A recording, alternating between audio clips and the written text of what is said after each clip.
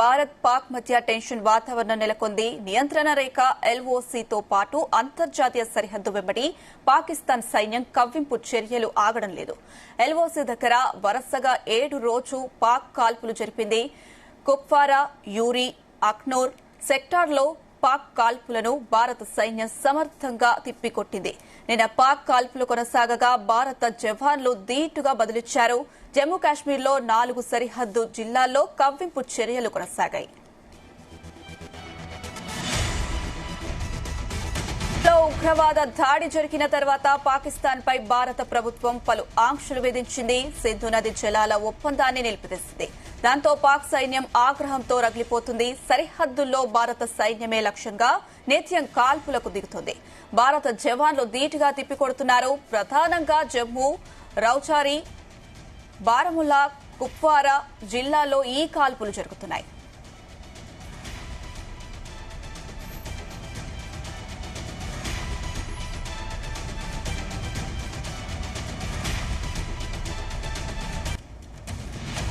భారత్ పాక్ మధ్య టెన్షన్ వాతావరణం నెలకొంది. నియంత్రణ రేఖ ఎల్ఓసీతో పాటు అంతర్జాతీయ సరిహద్దు వెంబడి పాకిస్తాన్ సైన్యం కవ్వింపు చర్యలు ఆగడం లేదు. ఇదే అంశానికి సంబంధించి మరింత సమాచారం మా ప్రతినిధి నాగేశ్వరరావు అందిస్తారు. నాగేశ్వర్,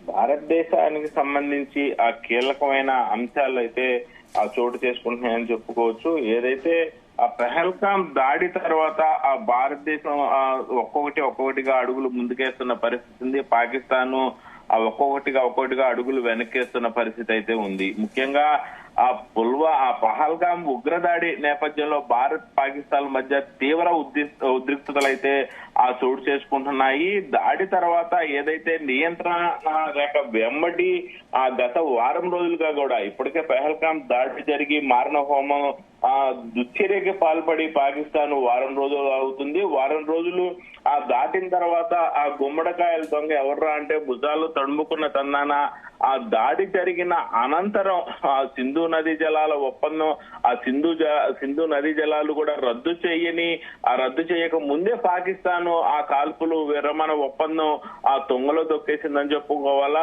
ముందుగానే కవ్వింపు చర్య అనుకోవచ్చు, లేకపోతే స్వరూపం కనపడాలి, తామేమి భయపడట్లేదు అని ఆ పాకిస్తాన్ ఆ బోర్డర్ లో ఉన్న ప్రజలకు గాని, పాకిస్తాన్ ప్రజలకు గాని, పాకిస్తాన్ మీడియాకి గాని తెలియటం కోసం పాకిస్తాన్ ముందే కవ్వింపు చర్యలు చేపట్టుతుంది అనటంలో ఎటువంటి సందేహం లేదు. ముందే కవ్వింపు చర్యలు చేపట్టిన పరిస్థితి అయితే ఉంది. ముఖ్యంగా ఏదైతే ఎల్ఓసి అంట, ఆ భారత్ పాకిస్తాన్ బోర్డర్ ఎల్ఓసి అంటే కూడా పాకిస్తాన్ ప్రతిరోజు కూడా ఆ కవ్వింపు చర్యలకు తెగబడుతుంది, కాల్పులు జరుపుతా ఉంది.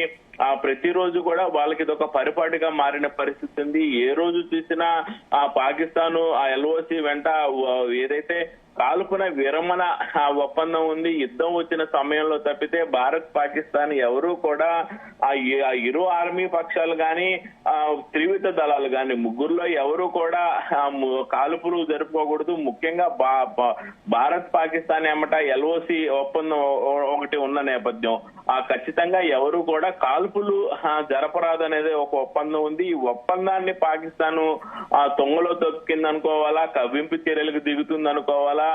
తన యొక్క భీకర స్వరూపం తన మీడియాకి గాని, తన ప్రజలకు గాని, తనను నమ్మిన దేశాలకు తెలియపరచడం కానీ, తాను నర్మగర్భంగా ఉన్నానని తెలియపరిచేందుకు కూడా అడుగులు ముందుకేసేందుకు ప్రయత్నాలు పాకిస్తాన్ చేపడుతుంది అనుకోవాలా. మరో పక్క ఏదైతే భారత్ కు వివిధ దేశాల నుంచి తాము యుద్ధానికి సిద్ధంగా లేము, ఆ భారతే కవ్వింపు చర్యలకు పాల్పడుతుంది, భారతదేశానికి మీరు చెప్పండి అంటూ కూడా పాకిస్తాన్ విదేశాంగ మంత్రి, పాకిస్తాన్ ప్రధాని పలువురికి చెప్పి ఆ భారతదేశానికి చెప్పిస్తున్న పరిస్థితి ఉంది.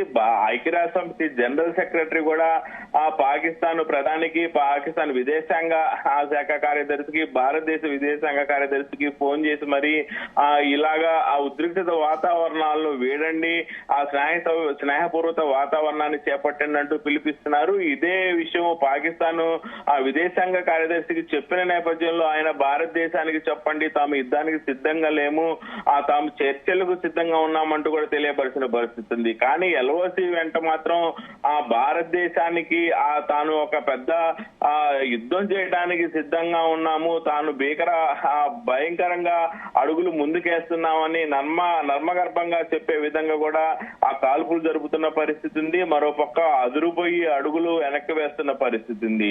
ఈ నేపథ్యంలోనే ఏదైతే కాశ్మీర్ సమీపంలోని 4 జిల్లాల వెంట కూడా ఆ 4 జిల్లాల వెంబడి ఉన్న ఎల్ఓసి వెంట పాకిస్తాన్ ఆ సైనికులైతే కాల్పులకి తెగబడుతున్న పరిస్థితి ఉంది. నియంత్రణ రేఖ వద్ద కాల్పుల ఆ విరమణ ఒప్పందాన్ని ఎందుకు తుంగలో దొక్కుతున్నారంటూ ఆ భారతదేశానికి సంబంధించిన ఆర్మీ అధికారులు పాకిస్తాన్ అధికారులను గట్టిగా హెచ్చరించినట్లు కూడా మనకు తెలుస్తా ఉంది. ఏదైతే భారత military operation director general Pakistan సైనిక డైరెక్టర్ జనరల్ తో మంగళవారం హాట్ లైన్ లో మాట్లాడారు.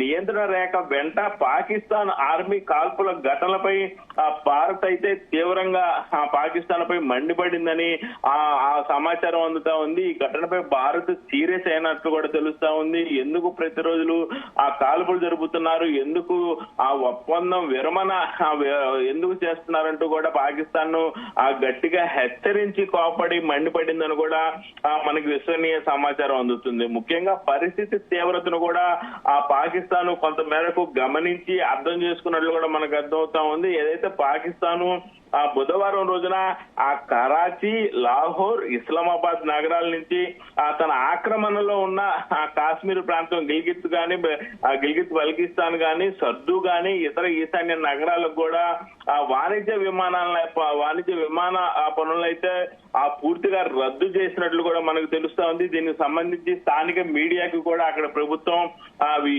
గగనతలంపై విమానాలను కూడా రద్దు చేస్తున్నట్లు పాకిస్తాన్ తెలిపినట్లు అక్కడ మీడియా కూడా తెలిపిన పరిస్థితి ఉంది. ముఖ్యంగా ఏదైతే పహల్గామ్ దాడి, ఉగ్రదాడి నేపథ్యంలో అలాగే పుల్వామా దాడి నేపథ్యంలో ఈ రెండింటి తర్వాత కూడా భారత ప్రభుత్వం ఆర్మీకి విశిష్ట అధికారాలు అందజేసింది, తమకు స్వతంత్ర హోదా కల్పించింది, వారు ఏ నిర్ణయమైనా తీసుకోవచ్చని.